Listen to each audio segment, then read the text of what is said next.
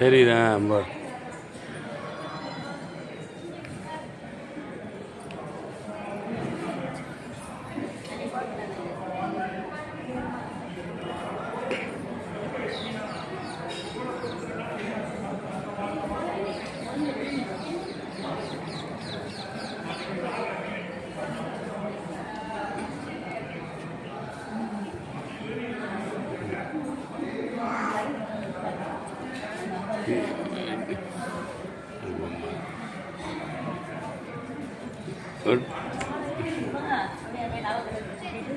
விட்டு விட்டு திங்க போதும், போடாத விட்டு போதும்.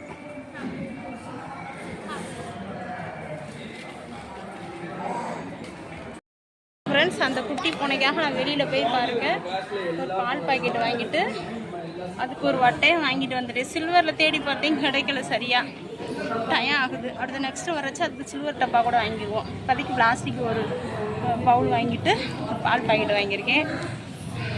வாயில்லாத ஜீவன் குட்டி பூனையாக இருக்குது. எங்கள் வீட்டில் நிறைய பூனை இருக்குது, இருந்தாலும் எங்கே பார்த்தாலும் பூனை நாய்ங்க பார்த்தாலே நமக்கு கஷ்டமாக இருக்குது.